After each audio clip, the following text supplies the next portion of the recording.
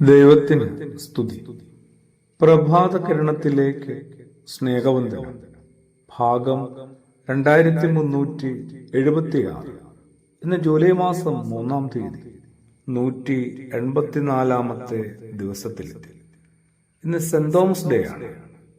More Thomas ലീഹായുടെ ദുഃഖരോന പെരുന്നാൾ, ഓർമ്മ പെരുന്നാൾ. നമ്മുടെ കർത്താവിന്റെ 12 സ്ലീഹന്മാരിലെ പ്രമുഖൻ, ഭാരതത്തിന്റെ അപ്പോസ്തലൻ. തോമസ് ലീഹായെ കുറിച്ച് മനസ്സിലാക്കാനായിട്ട് ഏതൊരാളും എത്തേണ്ട ഒരു സ്ഥലം 4-ാമത്തെ സുവിശേഷമാണ്, വിശുദ്ധനായ യോഹന്നാൻ ശ്ലീഹായുടെ സുവിശേഷം. തോമസ് ലീഹായെ കുറിച്ച് വളരെ വിശദമായി സുവിശേഷം നമ്മളോട് സംസാരിക്കുന്നുണ്ട്. വരിക, അവനോടൊത്ത് പോയി നമുക്ക് മരിക്കാം.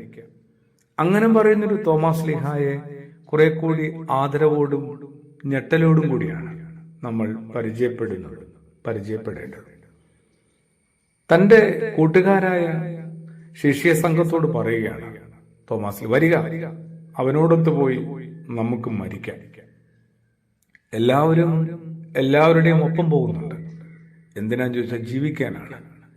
അത് അയാളോടൊത്ത് ജീവിക്കാൻ മാത്രമല്ല, അയാളെക്കാളും കുറെ കൂടി എന്റെ ജീവിതം ഭദ്രമാക്കാൻ വേണ്ടിയിട്ടും കൂടിയാണ് ഓരോരുത്തരും ഇങ്ങനെ മറ്റുള്ളവർക്ക് കൂട്ടുപോകുന്നത്.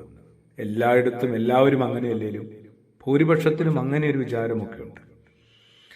ഇതിനിടയിൽ ഒരാൾക്കൊപ്പം മരിക്കാനായിട്ട് മറ്റൊരാളും തയ്യാറാവുക.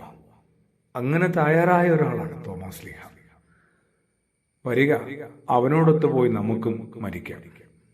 അതൊരു വലിയ പരിപൂർണ വിശ്വാസത്തിന്റെ വെളിപ്പെടുത്തലായിരുന്നു. അവിടെ നിന്നാണ് പിന്നീട് ഞാന് ഉയർത്തെഴുന്നേറ്റ യേശുവിനെ വിശ്വസിക്കണമെങ്കിൽ കണ്ട് തൊട്ട് ബോധ്യപ്പെടണമെന്നൊക്കെ സാക്ഷ്യം പിടിച്ചത്. വിശ്വാസത്തിന്റെ അകത്ത് കുറച്ചേറെ യുക്തിയൊക്കെ വേണമെന്നുകൂടി ശഠിച്ച ഒരാളാണ്. എനിക്ക് തോന്നുന്നു തോമസ് ലീഹായെ ഏറ്റവും അധികം ചേർത്ത് പിടിച്ച ഒരാള് മറിയം എന്ന അമ്മയായിരിക്കാം. നിന്നെ എനിക്ക് മനസ്സിലാകുമെന്ന് പറഞ്ഞ അമ്മ തോമസ് ലീഹായെ ചേർത്ത് പിടിച്ചിട്ടുണ്ടാവും. പണ്ട് ഈ അമ്മ ഗബ്രിയേൽ ദൂതനെയും മുൾമുനെയും നിർത്തിയതാണ്. ദൂതൻ പറയുന്നതൊക്കെ എനിക്ക് മനസ്സിലാവുന്നുണ്ട്, പക്ഷെ അതിനകത്തൊരു യുക്തി കുറവുണ്ട്. ഞാൻ പുരുഷനെ അറിഞ്ഞിട്ടില്ല, അതിരിക്കെ നീ പറയുന്ന കാര്യങ്ങൾക്കൊന്നും ഒരു സാങ്കത്യമില്ല, അതിന് നിലനിൽപ്പില്ല എന്ന് പറഞ്ഞ ആളാണ് മറിയം. വിശ്വാസ ജീവിതത്തിനകത്ത് ആവശ്യത്തിന് യുക്തിബോധവും വേണ്ടേ? കുറച്ചൊക്കെ നമ്മുടെ ബുദ്ധിക്ക് കൂടെ കാര്യങ്ങളൊന്ന് ഇണക്കിയെടുക്കേണ്ടേ?